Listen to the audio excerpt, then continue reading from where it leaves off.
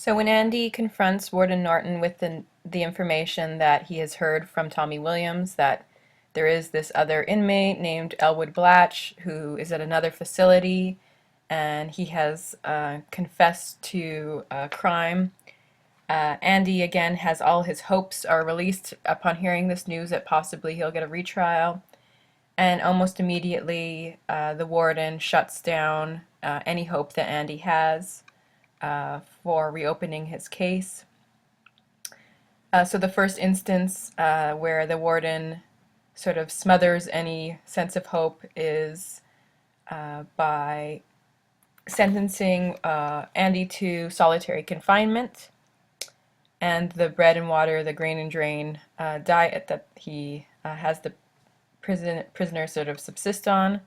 So Andy is sent to 20 days of the grain and drain solitary confinement for his sort of insubordination. He wants the warden to follow up on this rumor that Elwood Blatch is the actual guilty person, and Andy is in fact innocent. So we do have this instance where Andy is given 20 days of solitary confinement, but he, again, knowing Andy, he's very determined, and he keeps renewing his request to meet again with the warden in order to put forth his case and follow through and hopefully get the retrial. But the warden sort of smothers these dreams once again when he he sort of removes Tommy Williams from Shawshank and relocates him. So they sent him away. They transferred him to another institution where he had they made a deal, and Tommy would be sort of transferred to a nicer facility with more freedom, so he was able to sort of spend more time with his wife and child. And in exchange, he would not say anything about Andy Dufresne's case. So there was some underhanded sort of deals, exchanges going on between Norton and Tommy Williams, and Andy is left sort of reeling from the news that his dreams, his hopes that were becoming, all so real, are again dashed to the ground. And then Norton sort of states why he is suppressing Andy's attempts to gain a retrial. So on page 71, Norton says he's explaining why he doesn't like Andy, and he says, "Because people like you make me sick. I like you right where you are, Mr. Dufresne, and as long as I'm warden here at Shawshank, you are going to be right here. You see, you used to think that you were better than anyone else. I've gotten pretty good at seeing that on a man's face. I marked it on yours the first time I walked into the library. It might as well have been written on your forehead in capital letters. That look is gone now, and I like that just fine. It is not that you are a useful vessel. Never think that. It is simply that men like you need to learn humility. Why, you used to walk around the exercise yard as if it was a living room, and you were at one of those cocktail parties where the hellbound walk around coveting each other's wives and husbands and getting swishily drunk. But you don't walk around that way anymore, and I'll be watching to see if you start to walk that way again. Over a period of years, I'll be watching you with great pleasure. Now get the hell out of here." So he senses that he has sort of observed how Andy has that sort of invisibility cloak of freedom and that very self-possessed way about him that Red has admired all this time. To Norton, that is seen as sort of an obstinate opposition to his authority. So he wants to break down Andy's spirit and see him as a broken man, just like any other prisoner. Andy, again, knows all about Norton's behind-the-scenes criminal activity, all the laundering of the money, and then if he wanted, he could reveal that information. This is another reason why Norton wants to keep Andy in Shawshank, right? Because it is putting himself in harm's way if he released Andy. And then we get the final threats on page 71. Warden Norton's face went brick red, and then all the color fell out of it. You're going back into solitary for that. 30 days, bread and water, another black mark. And while you're in, think about this. If anything that's been going on should stop, the library goes. I will make it my personal business to see that it goes back to what it was before you came here. And I will make your life very hard, very difficult. You'll do the hardest time it's possible to do. You'll lose that one bunk Hilton down in cell block 5 for starters, and you'll lose those rocks on the windowsill, and you'll lose any protection the guards have given you against the sodomites. You will lose everything.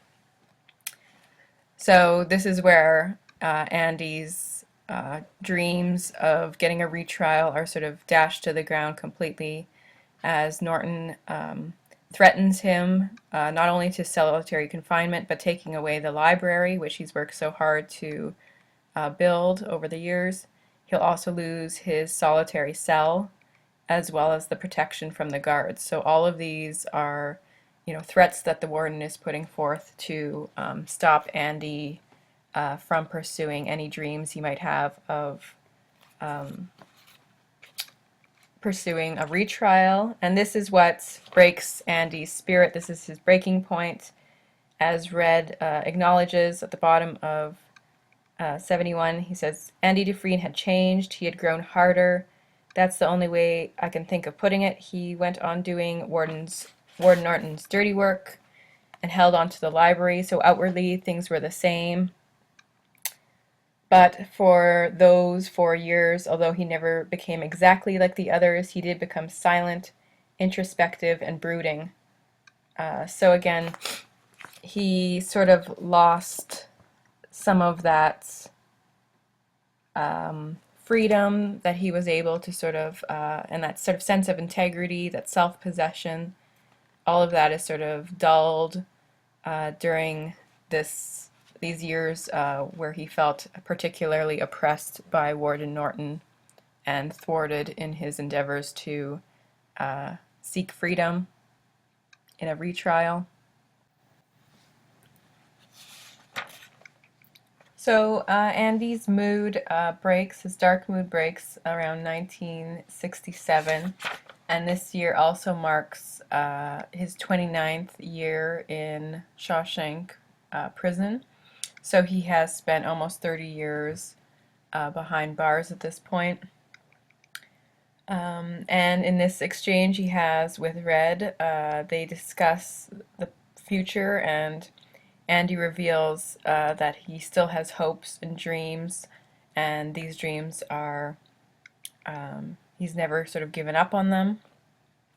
And he has an exchange with Red where they discuss the possibility of meeting again outside the prison once they are both free. And then Andy reveals his dreams, so he wants to end up in Zihuatanejo, the name of a town down in Mexico. And it's here where Andy wants to live out the rest of his life. He says it is a place that has no memory, and it's warm and beautiful, and he wants to own a little hotel down there and just live a sort of a quiet, peaceful life where he's not, doing harm to anybody, and just living out the rest of his life down in Mexico. And then he reveals to Red that he has a sort of secret. He has been. He has all this money outside that's put in a false identity, an account.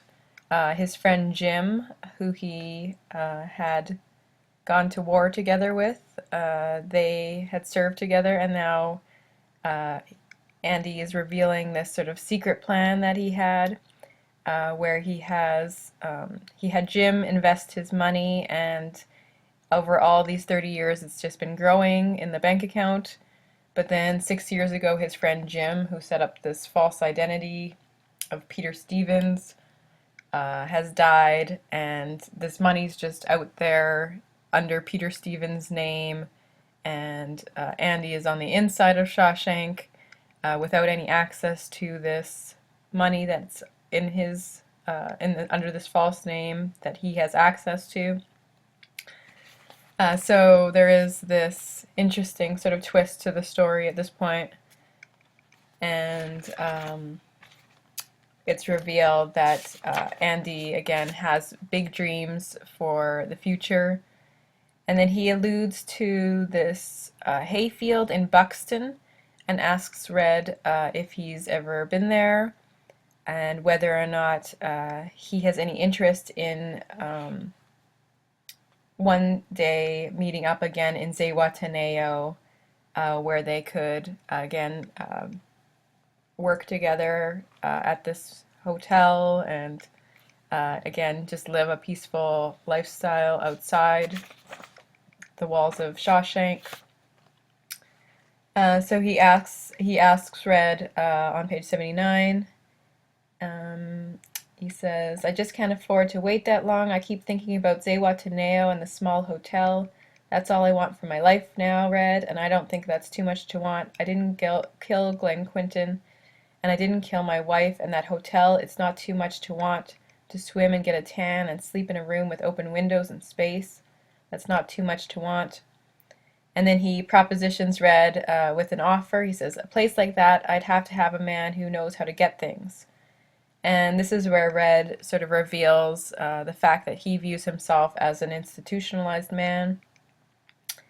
Red says, I couldn't do it, I said. I couldn't get along on the outside. I'm what they call an institutional man now. In here, I'm the man who can get it for you, yeah, but out there, anyone can get it for you. Out there, if you want posters, or rock hammers, or one particular record, or a boat in a bottle model kit, you can use the yellow pages. In here, I'm the yellow pages. I wouldn't know how to begin or where. And then Andy sort of says that you underestimate yourself. You're a self-educated man, a self-made man, a rather remarkable man, I think. So he sees the value in Red and the fact that Red has a lot of skills to offer the world, and he's underestimating himself just the way that society has underestimated his value and the prison system underestimates his value. So he has sort of internalized this prisoner mentality, and he can't see any value in his life outside of the prison, whereas Andy sees the possibilities of a possible future where he could be free. And then Andy talks about this hayfield in Buxton where there's this rock wall, and on this rock wall there's a piece of volcanic glass that used to be his paperweight, and he keeps talking about this rock.